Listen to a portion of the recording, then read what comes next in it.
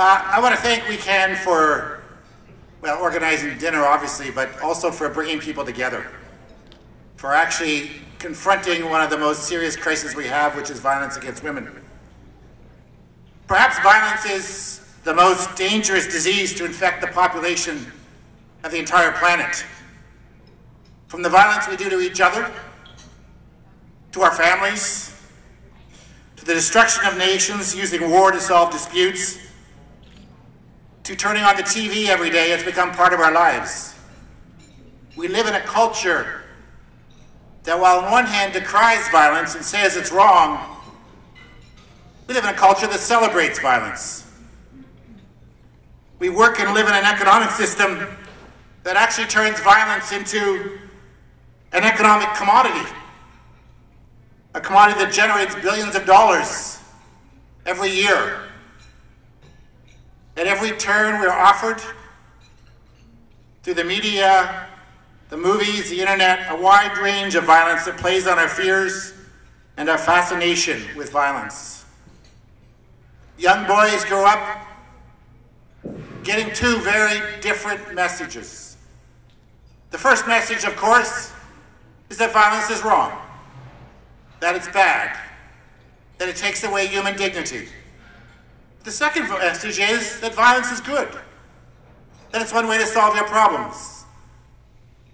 They grow up with superheroes and images every day where they watch people solve their problems using violence, as if somehow this is the answer. In their daily lives, they exercise it and use it in the playground, in the sports they play. And when they pick up the newspapers, as we know, editorial writers decry it on one hand, but the old saying always has been, if it bleeds, it leads. Yet the roots of violence are more than economic. Violence is about inequality and about power.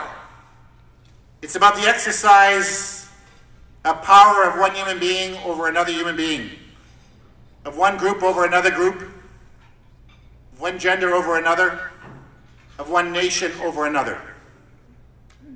It's about violence between men and women. It's about bullies against ordinary people. It's about tyrants and terrorists against people or armies.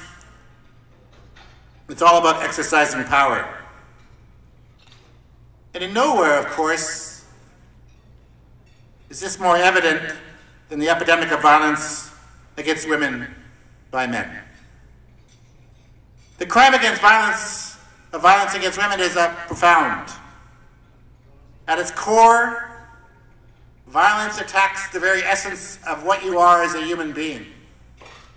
It robs from you and tries to rob from you your dignity and your soul, your very being. It steals your essence. It tries to beat out that essence that you're born with as a human being, of confidence, of security, of the things we care about.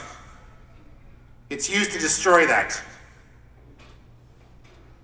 I was lying in bed in a hotel many years ago at the Cobalt Hotel in downtown Vancouver. And I was lying there, and across the hall, a couple lived. And the first thing I heard was a scream, and the next thing I heard was the sound of flesh upon flesh. And I laid there and I thought to myself, this is horrible. And I knew what was going on, and for a second I thought, what am I going to do? It becomes a question all of us have to answer once in a while. What are we going to do when we're confronted by this? So I got up out of my bed and I walked across and banged on the door and said, what the hell's going on in there? In a really loud voice sounding authoritarian. And it stopped. And the man came to the door cowering. And I realized that the violence wasn't making him a powerful man. Just the opposite. In part it was cowardness, and he was in part a coward, but mostly he was a powerless person too, trying to heal himself by beating another human being. And it would never work, it can't work, and it won't work. But it also taught me that silence was not an answer that any of us could live with, and that actually silence is agreement. That if we're silent, then we're condoning and agreeing with violence against women. 10,273 times a year, that experience that I experienced is repeated. It's hard to even imagine that number. And that's only the cases where the reports go to the police. Because I can tell you that report never went to the police about that. And we all know this happens all the time. And it's not reported. It's become part of our culture and it's accepted. And as men, we're taught, don't get involved. It's actually not our business. In fact, we should look the other way because it's their business. But actually, violence against women degrades us all. And you hear it's a woman's problem. No. This is not a woman's problem. If anything, it's a men's problem. And it's our job to speak out and be part of the solution and to be part of finding the answer. And it doesn't surprise us in the labor movement, where we deal with people's pain, their loss of jobs, unemployment, and all those things, that actually violence against women goes up in an economic crisis. That as people have less money and less resources and are unemployed, they turn their anger from themselves on their spouses. It is, of course, the alternative is to face those, to celebrate that these people and the men that commit violence need help too. And they are, at the end of the day, whether we like it or not, they are our brothers. And it's up to all of us as brothers to understand that it's our job to help them to find their own health. Because these are not happy, healthy human beings that do this. And we must work to do that together.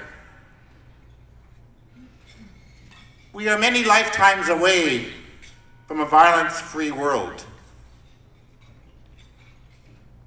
This world requires, I think, an amazing sense of solidarity that embraces all humanity, that's rooted in the most profound respect for each other. The most important tool against violence is equality, because it is equality and respect for human beings that prevents violence.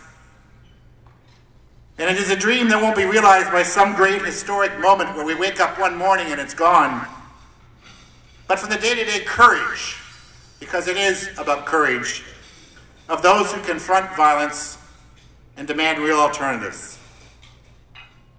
Tonight, let's celebrate the woman who leaves her violent partner, who finds the courage to put an end to the terrible and soul-destroying violence that comes from those who publicly love them. But let's reach out and put our arms around working-class men who find themselves using violence in a failed and flawed attempt to heal themselves and assert power. This must not be a blaming exercise, but an exercise in liberation for all of us. This is about healthy relationships, healthy people, and healthy communities. The journey to peace and to self-realization, to respect for each other and for freeing our planet from violence, starts in our own homes, starts in our own neighborhoods, and in ourselves. The strength to confront the violence of our own families, our own coworkers, our own neighbors, naturally leads to a broader courage to confront the violence that sweeps our world. Let me end by thanking the women and men who dedicate themselves to end violence in their families, in their communities, and their planet.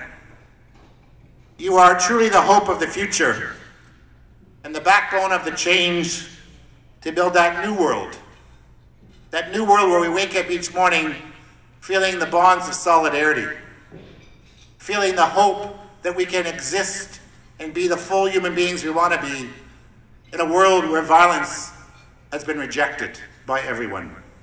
So again, I want to end by thanking not just the organizers, but all of you who spend your time trying to make the world a better place. Thank you very much. Enjoy your evening.